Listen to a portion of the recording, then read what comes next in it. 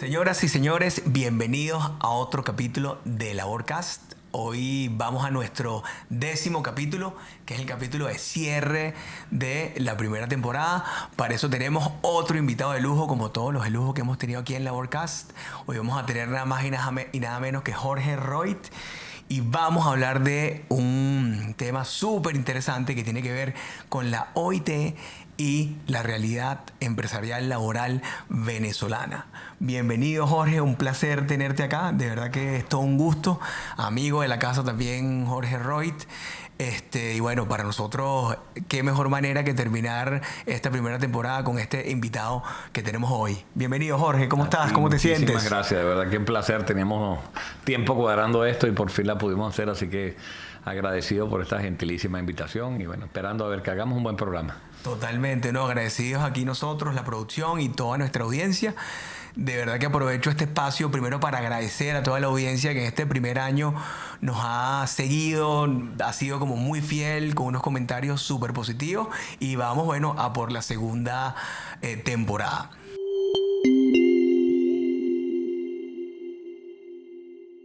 Mira, Jorge, para empezar, nos parece sumamente interesante, vamos a ir ahorita como a 40.000 pies de altura, todo lo que tiene que ver con la OIT, es decir, quizás para nosotros los que estamos en el mundo de las relaciones laborales, del derecho, tú que tienes una gran trayectoria, digamos, en el ámbito legislativo, empresarial y conoces lo que ha pasado en Venezuela en el mundo laboral, ¿nos podrías explicar brevemente qué es la OIT, qué hace, cuál es su misión, su visión, un poquito para adentrarnos en este tema? Claro, cómo no, porque además es poco conocida su labor, porque a pesar de los años que tiene la OIT se funda en 1919, después de realmente en un periodo muy conflictivo donde los trabajadores eran supuestamente explotados por los empleadores y surge realmente como una necesidad de proteger al más vulnerable. El más vulnerable es la clase trabajadora. Realmente tú ves a la OIT y la OIT surge para negociar, para analizar todos los problemas laborales que había en el mundo, con la premisa fundamental de que el oprimido era el trabajador. Es una organización fundamentalmente de izquierda. Nunca en la historia, en los 104 años que tiene la OIT, ha sido un empleador el presidente de la OIT. Claro. Es una organización dirigida por los trabajadores, pero con un método de discusión muy interesante, porque todo, absolutamente todo, nace bajo el concepto del diálogo social tripartito. Entonces, todas las decisiones de arreglar un baño hasta cuáles son los problemas de los mineros en el Perú que se están asfixiando, todo se toma por una condición tripartita. Existimos 14 miembros del sector empleador, que estamos formando parte del Consejo de Administración, 14 miembros del sector trabajador y 28 miembros de los gobiernos. La idea es que haya el doble de gobiernos que trabajadores y empleadores, es para que nadie pueda tomar la decisión solo. Los empleadores se tendrían que asociar con los trabajadores para que tomaran las decisiones y los gobiernos solo necesitan algún voto de los trabajadores y los empleadores. Entonces, es un mecanismo bien interesante para decidir todo lo que es la dinámica laboral. Y yo soy miembro del Consejo de Administración de hace 8 años y el próximo año ya toca otra vez elecciones, así que veremos qué pasa. Pero sí, una experiencia para mí interesantísima. Fabuloso, Jorge. Fabuloso aquí con un poquito de historia. Si la memoria no me falla, yo entiendo que la Organización Internacional de Empleadores, que es miembro de la OIT, nace alrededor de 1940 y entiendo que nosotros acá en Venezuela, a través de FEDECámara, que es quien aglutina la mayor cantidad de empleadores en Venezuela, se suscribe alrededor de los años 60, 62 por allí a la OIT. ¿Cómo consideras tú, Jorge, ha sido esa actividad? En resumen, porque obviamente estamos hablando de un periodo de tiempo bastante extenso, esa actividad empresarial de la mano de la OIT, ¿qué características ha tenido? ¿Qué aspectos son destacables que valga la pena que la audiencia laboral conozca? Por supuesto, porque dentro de la OIT, las fuerzas que están ahí vigentes, como te dije, eran trabajadores, empleadores y gobiernos. Los gobiernos pues tienen toda la representación de los gobiernos del mundo, 189 países que tienen ahí su diferente representación. Pero eso sería muy complicado con los trabajadores y con los empleadores. Claro. Pues los empleadores se agrupan en lo que es la Organización Internacional de Empleadores. Ahí tú formas parte, Venezuela, en este caso es FEDECámara, la institución más representativa del movimiento empleador de Venezuela, y al formar parte tú ya tienes acceso a poder tener un director, como es mi caso, pero evidentemente que es un proceso eleccionario porque todo el mundo se pelea por estar en el directorio. Claro. Entonces, bueno, y después los trabajadores tienen su organización, producto de los sindicatos europeos, que son muy fuertes, y ahí tienen su organización de trabajadores. Ellos escogen 14 miembros del mundo y ellos son los que discuten. Para nosotros la presencia en la OIE ha sido fundamental. Primero porque la voz internacional que podemos levantar cuando hay quejas contra la persecución de empresarios, contra la libertad sindical, contra todo lo que en estos años ha ocurrido contra Fede Cámara, tú solo no puedes, tienes que elevarlo a mecanismos internacionales, y tengo que reconocer que la OIT ha sido para nosotros una experiencia y una ayuda internacional, en nuestro caso, maravillosa. O sea, los casos que los países firman convenios no se pueden discutir los salarios mínimos sin discusión tripartita. Tú tienes que darle libertad sindical a tus trabajadores y a tus empleadores para no perseguirlos cuando están formando parte de un grupo sindical venezolano.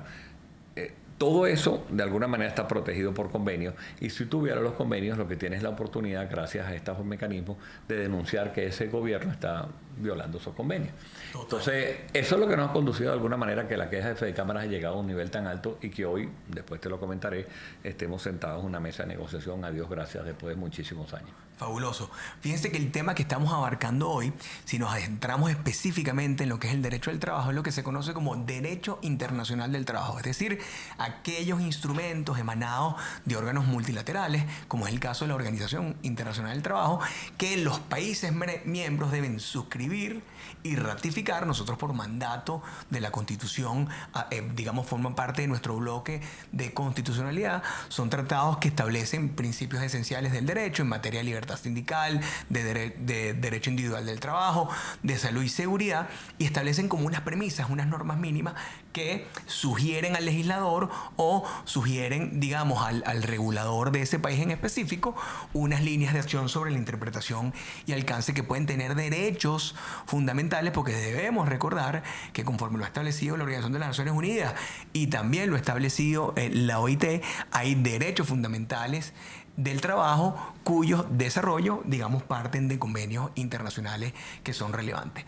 Con eso cerramos nuestro primer bloque en Laborcast, recordando que tenemos un invitado de lujo hoy, Jorge Roig. Nos vemos ahorita.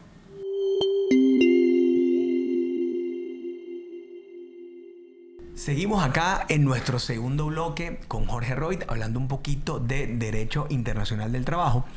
Fíjense que en el bloque anterior estábamos hablando un poco de qué hacía la OIT, qué hacía también la Organización Internacional de Empleadores, pero descendiendo un poquito esos 40.000 pies de altura, ya más o menos entrando a los 20.000. Para nosotros es relevante entender cómo ha funcionado en Venezuela. Puede ser en los últimos 15 años, 20 años, que han sido quizás unos años bien movidos en Venezuela. Todo ese razonamiento, el sector empresarial, OIT, Organización Internacional de Empleadores, sobre todo un poquito para conocer, porque sé que a lo mejor los gremios conocen muy bien esa relación, pero quizá gran parte del que está en el Ministerio del Trabajo, del practitioner que está en los tribunales laborales, a lo mejor desconoce a ciencia cierta cuál es esa función que han hecho estas organizaciones. Uh-huh. ¿Qué nos puedes decir, Jorge, al respecto? No, muy interesante, porque fundamentalmente fue mi época. Yo era presidente del FEDECA para 2013-2015, y se desató el tema ese, el concepto de la guerra económica. Claro. Donde yo era el general de la guerra económica, ni más ni menos. Hoy, por cierto, recibo el bono de guerra económica, así que tú me dirás, hay una contradicción, pero yo, siendo el general que reciba el bono, hay algo que no cuadra ahí. En todo caso, con la guerra económica se empezó a estigmatizar muchísimo al empresario, y se empezaron a perseguir empresarios. Fue una época donde metieron empresarios presos. Yo tenía particularmente un SEBIN que me seguía día y noche. Me citaron 42 veces en cadena nacional, desafiándome. Me citaron 3 veces al Ministerio de Interior y Justicia. Entonces era una época muy, muy complicada, donde nosotros creímos que necesitamos una ayuda internacional para proteger sobre todo lo fundamental, que es que cuando tú eres un líder sindical no tengas el temor a expresarte, a ir a un programa de radio, a decir las cosas que puedo decir, porque no tengas un gobierno que te está amenazando. Entonces introducimos una queja en frente de la OIT, fundamentalmente por el convenio 87, que es el de libertad sindical, donde, demostramos con películas, con videos, con posiciones, la persecución que había al mundo empresarial. Esa queja fue evolucionando poco a poco. Al principio, tú sabes, las cosas de Palacio son despacio. En la OIT, para cambiar la palabra se insta al gobierno venezolano, a se urge al gobierno venezolano, pasan 6 meses. Claro. Porque como es el idioma parlamentario y diplomático. Pero poco a poco fuimos escalando hasta que por fin, en el 2018, se creó lo que se llama un mecanismo de la Comisión de Encuesta que produjo unas decisiones fundamentales contra el gobierno venezolano que ha hecho al gobierno venezolano, hay que reconocerlo, cambiar un poco su posición. Hoy en día vemos, Carlos, que no se persiguen empresarios, las expropiaciones son escasas. Tenemos que reconocer que de alguna manera, como tú bien señalabas, esos mecanismos internacionales, la OIT y la OIE, han servido por lo menos de protección al líder sindical venezolano.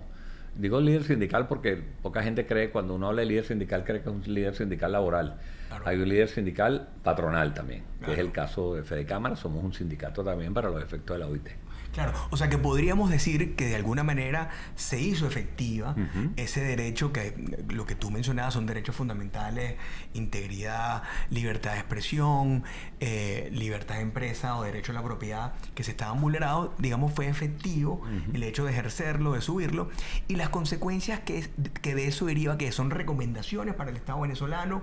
¿Hay alguna consecuencia en el caso que el Estado venezolano no las cumpla? ¿Qué sucede? O sea, en la praxis, ¿qué es lo que sucede en esos mecanismos? Sí, es muy buena tu pregunta porque estos son unos organismos que, si bien es cierto, no son vinculantes. No nos olvidemos que la OIT es parte del sistema de las Naciones Unidas. Así es. Entonces tú tienes de ahí de alguna manera el que tú estés en el ojo del huracán. Además, un presidente se jacta de ser un presidente obrero y el presidente obrerista y de la clase trabajadora que tengan la máxima queja que se puede tener en la OIT no es poca cosa. Entonces sí tiene su efectividad.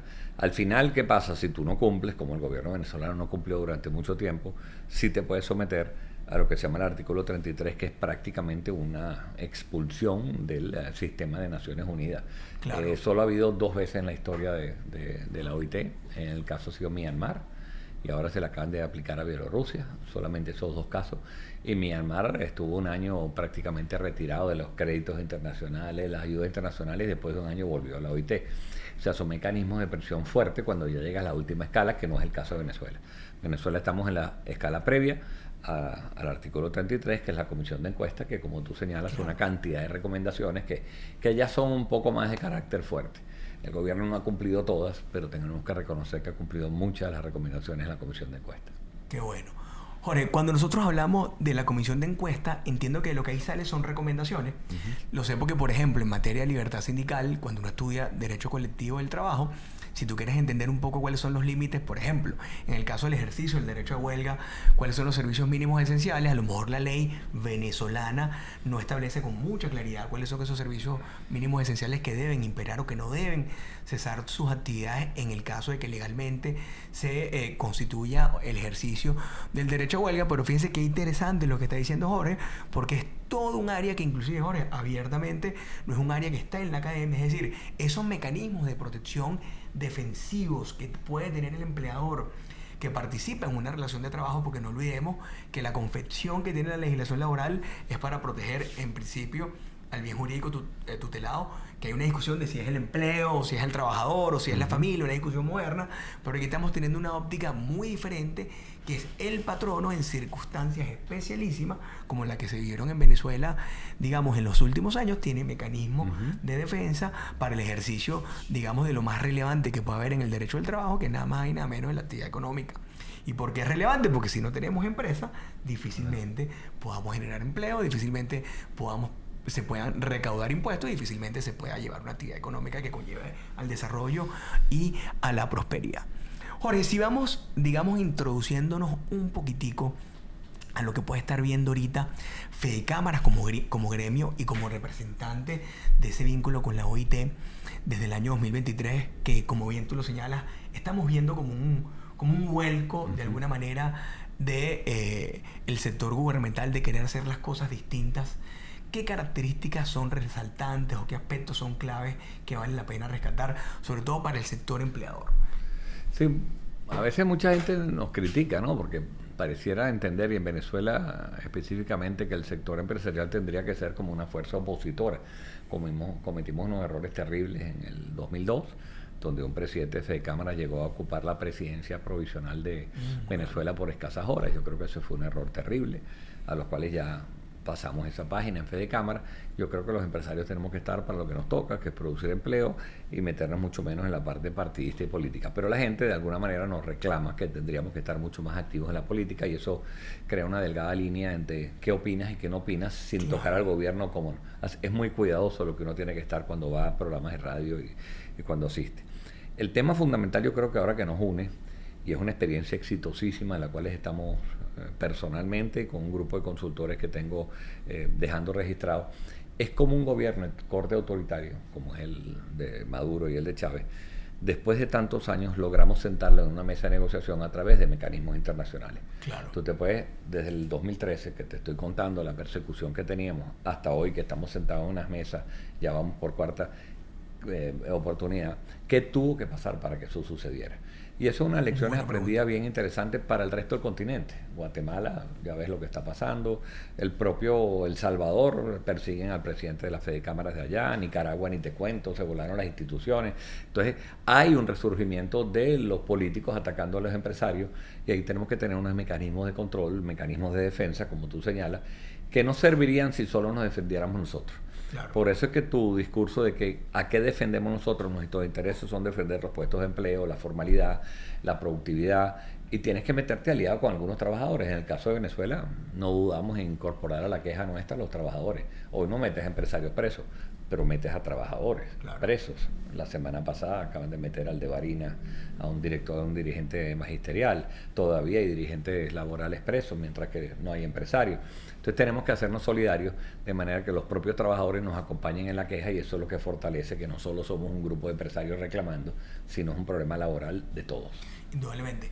Lo que dice Jorge me recuerda a algo. Sabes que nosotros, Jorge, en la Escuela de Derecho siempre hay como, digamos, una fama mal ganada, que es que dicen que el derecho laboral es un derecho muy sencillo, porque solamente maneja un solo contrato, que es el contrato de trabajo.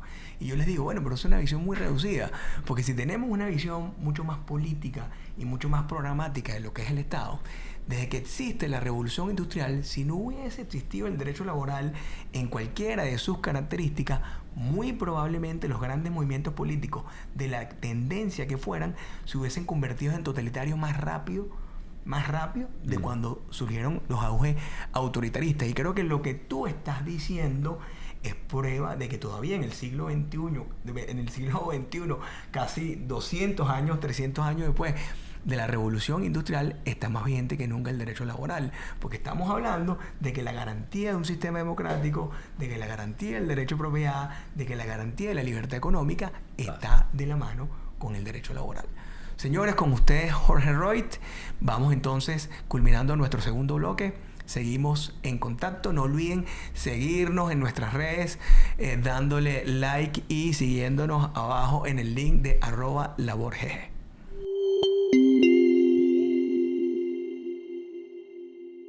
Señores, aquí vamos a darle apertura al tercer bloque con nuestro invitado de lujo, Jorge Roit.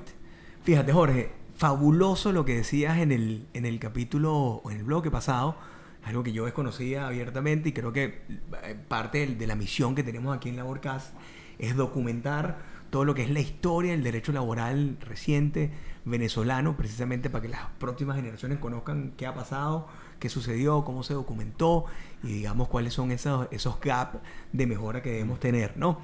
Pero algo que me llama muchísimo la atención, ya entrando en el 2024, y nos sentamos hoy, digamos, en un directorio de cualquier empresa venezolana, con los directores de talento, con un CEO, hay temas elementales de la legislación laboral que, digamos, tocan la OIT y obviamente tocan a la Organización Internacional de Empleadores, que son relevantes para nosotros. Por ejemplo, nosotros en Labor, que estamos día a día en asesoría en materia laboral, temas claves que son para nosotros tienen que ver con la inamovilidad laboral, tiene que ver con una posible reforma de la Ley Orgánica del Trabajo, tiene que ver con el diálogo social, ya sea para incremento de salarios mínimos, tiene que ver con discusiones, convenciones colectivas, tiene que ver, digamos, con volver a los contenidos de la libertad sindical, como es el derecho a huelga, etcétera. ¿Cómo está viendo Fede Cámaras, cómo está viendo la OIT Venezuela bajo esa óptica? Si tú creo que en el bloque anterior decías que la situación o el papel de los laboralistas era muy sencilla. Yo particularmente pienso que después de la Constitución venezolana, la ley del trabajo es la ley más importante que tiene un país. Gracias, Jorge. Pero por lejos, porque nada más y nada menos que rige todo lo que son las condiciones de trabajo, que es la única oportunidad que tiene el ser humano de trascender y de crecer. O sea, nada más y nada menos estamos hablando de cómo una sociedad se puede desarrollar. O sea, después de la Constitución, sin duda alguna, que la ley del trabajo es la más importante. Y eso ha sido usado de alguna manera por los políticos de turno. En Venezuela no tenemos demasiada tradición de diálogo social. Si te pones a ver, la ley del 97 fue la última que se discutió realmente, donde nos sentamos en una comisión tripartita y se sacaron importantes conclusiones en lo que tenía que ver con respecto a las prestaciones sociales, pero después vino la ley de Chávez, que no se discutió con nadie. Todavía dice que tienen 18.000 propuestas por ahí que nadie ha visto. Y hoy tenemos una ley atávica, fetichista, que nadie quiere cambiar porque es la ley de Chávez. Todo el mundo sabe que la ley no funciona. El último momento que acaba de dar el gobierno venezolano demuestra que el sistema de prestaciones sociales hace agua en este país. Con una inflación de 400%, tú no puedes tener un sistema retroactivo de prestaciones sociales, pero nadie se atreve a tocar el tema porque es una ley sagrada, es la Biblia, es la ley de Chávez. Y ese atavismo nos lo tenemos que quitar. En algún momento tenemos que discutir desapasionadamente, despartidizadamente, si eso está ayudando al trabajador o no. Y eso es lo primero que nos tenemos que discutir. Esto no ayuda. Tenemos $2.50 de salario mínimo, el trabajador no vive mejor después de tantos años de esa ley del trabajo. Esa ley del trabajo fue discutida entre gallos en medias noches por no se sabe quién, y eso desde luego que es una tragedia, y en este momento es una de las trabas más importantes que tiene el sector empleador para salir adelante y el sector de los trabajadores. No es el momento, este va a ser un año electoral. No creo que en un año electoral se discuta absolutamente nada de la ley del trabajo, pero tenemos que estar pendientes porque es una tarea pendiente que tenemos que tener. Claro, ¿y hay algún mecanismo, Jorge, a través de la OIT para hacer valer eso?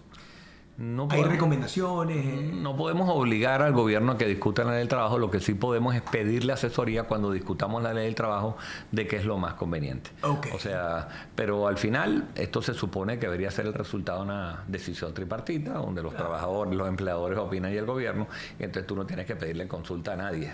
Si hubiera una verdadera discusión tripartita, saldría una ley que nos dejaría contentos a todos. No la hay, ni siquiera la hubo bipartita, vamos a estar claros. Ningún sindicato participó en la ley de Chávez. Dijeron que esto es una consulta popular, iban a la calle y le pedían la opinión a cualquiera que estaba en la calle. ¿Usted qué opina de la ley del trabajo? Decía que sí, 18.000 propuestas, que me enseñen una. Eso fue una cosa hecha entre gallos en medias noches, y lamentablemente tenemos hoy en día las consecuencias de tener una ley del trabajo que no atiende las necesidades de los trabajadores y mucho menos las de los empleadores. No genera empleo además. Claro. Jorge, tú mencionabas que en esa reforma del 97, tú en esa época estabas en la Asamblea Nacional. Sí, señor. Claro. Era Congreso en ese momento. El Congreso, exacto, de la República de Venezuela. Coméntanos un poco, porque gran parte de nuestra audiencia no conoce la historia sino del 99, 2000 para acá. Coméntanos un poco cómo eran esos procesos de discusión de, digamos, propuestas de corte social, es decir, ley orgánica del trabajo, o leyes de seguridad social, o leyes especiales. ¿Cómo funcionaba ese Congreso, hoy en día Asamblea Nacional?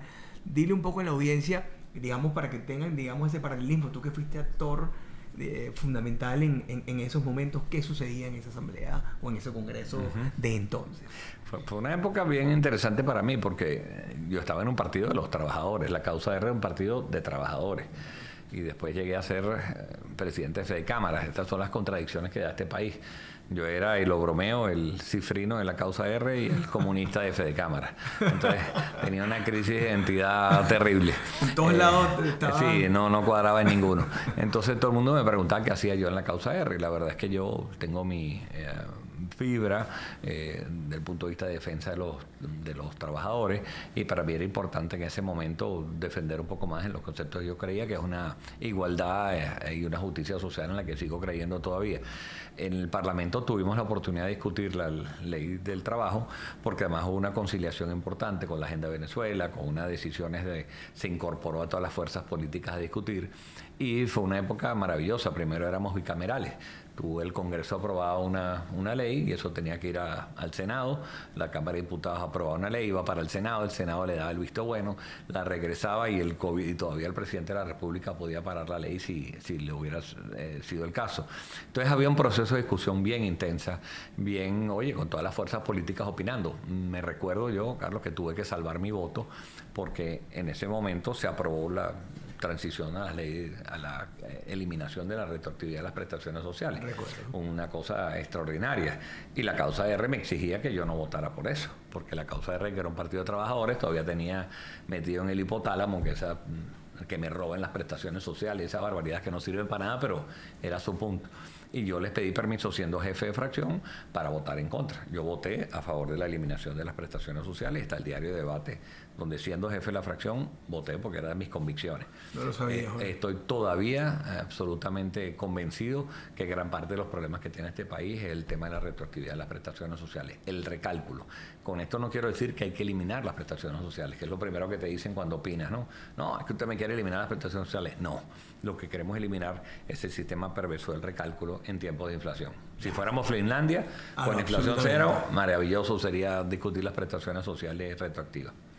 No, Jorge, pero fabuloso eso que mencionas, porque a lo mejor para ti suena muy sencillo, pero recuerden que uno de los grandes paradigmas que se modificó en la Constitución del 61 con la Constitución del 99 era que anteriormente teníamos un poder legislativo, como bien señalaba Jorge, con Senado y Congreso, y hoy en día tenemos, digamos, una Asamblea Nacional que solamente tiene una única Cámara, que es la Cámara de Diputados. Es decir, hay una sola discusión en el proceso de creación formal de la norma. Tampoco es conocer lo de la retroactividad, pero fíjate qué interesante, porque recuerdo que nosotros aquí en el capítulo 2, cuando estuvimos invitados con Pedro Uriola, socio de Labor, hacíamos referencia a que una de las disposiciones transitorias que tenía la Constitución del 99, que fue parte, digamos, el discurso político del otro presidente Chávez, era el regresar las prestaciones sociales que habían sido de alguna manera, digamos, anuladas, confiscadas, arrebatadas por la una Cuarta cantidad República. de calificativos increíbles que usaban. ¿Y por qué lo menciono, Jorge? Porque resulta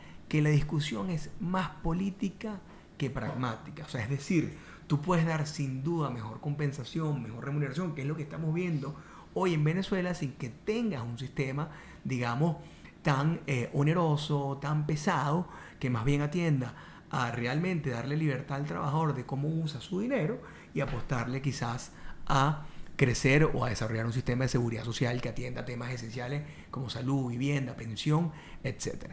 Con eso culminamos nuestro tercer bloque, señores.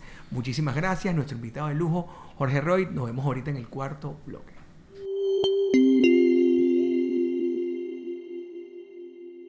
Vamos entonces para nuestro último bloque del día de hoy, recordando que el tema que tenemos es la OIT y la realidad laboral empresarial venezolana. Jorge, verdad que ha sido fabuloso haberte tenido acá, sobre todo por esas anécdotas y tanto conocimiento y experiencia que tienes en la realidad legislativa, política, laboral venezolana, que no es muy común ver en estos días. Fíjate que para este último bloque queremos preguntarte ya como representante esencial de esa asociación de empleadores en Venezuela y como representante de la OIT, ¿qué para ti pudiese ser una política pública laboral idónea para Venezuela, conforme a estas últimas tendencias que pueden haber sido interesantes en el mundo?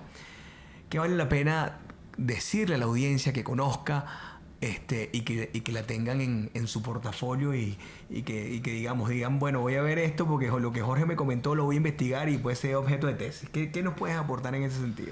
Sí, bueno, el mundo del trabajo realmente está cambiando sustancialmente, en general, lo que son las tendencias del trabajo, la forma de relacionarse. Y yo creo que en Venezuela estamos como muy acostumbrados a vender el sudor de nuestra gente. Éramos como muy orgullosos de vender el sudor de los venezolanos. La foto nuestra de vender a Venezuela era un señor densidor metido con una bata de amianto, 400 grados de temperatura, de calor, y decíamos país productor de acero. Eso en el mundo está de salida. El mundo hoy no vende sudor, sino que vende conocimiento. Y mucho más la gente está dispuesta a pagar por eso. ¿Cómo damos ese cambio en que nuestros trabajadores, en vez de estar trabajando en señales que son absolutamente repetitivas, que son cansonas, que son indignas para el ser humano, pueden dedicarse a muchas otras actividades, cada cual necesita formación? Entonces, en mi sueño, primero que abandonemos esa carrera de puros vendedores de materias primas, donde lo que vendemos es prácticamente el esfuerzo del venezolano y nos jactamos de tener mano de obra barata. Ese no es el país que yo quiero. Me encantaría tener una mano de obra cara, bien pagada, bien remunerada y que fuéramos competitivos en el mundo. Lo segundo, en el aspecto laboral, es que tenemos que ligar de alguna manera al trabajador con la productividad. ese tema es fácil de contarlo, pero bien difícil de medirlo.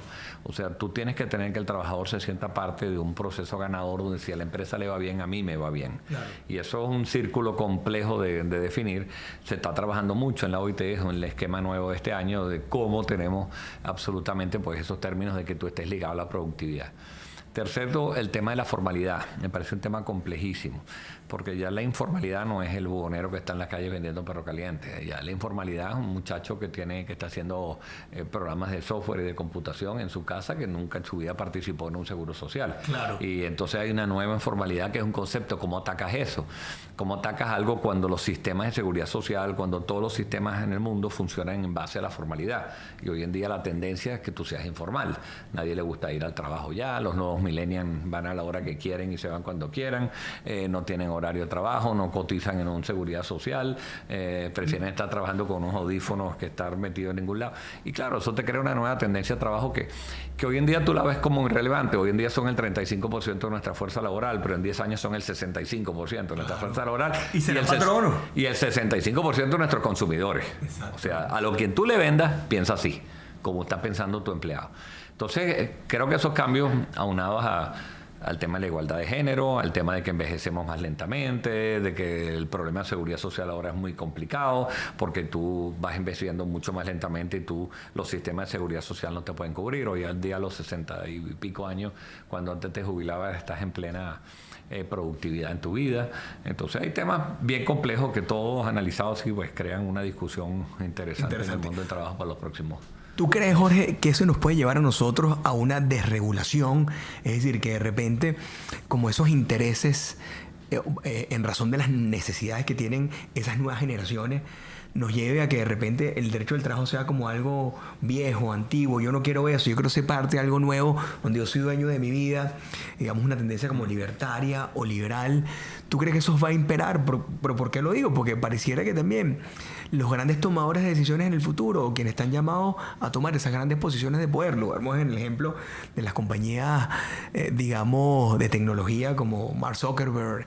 Es decir, hay N cantidad de personas muy jóvenes, con otros valores, con otros principios, con otras creencias, que pareciera que tarde o temprano van a tomar posiciones de dominio, y son esos poderes los que pueden determinar el mundo laboral. ¿Tú crees inclusive que hasta a nivel sindical, Jorge, deba transformarse la actividad sindical? Porque ahora, ¿cómo tú regulas una huelga de unas personas que trabajan desde su casa, que son trabajadores independientes, y que a lo mejor nadie quiere casarse o no quieren tener casa, no quieren comprar casa, sino alquilan y van trabajando por el mundo como los nómadas digitales?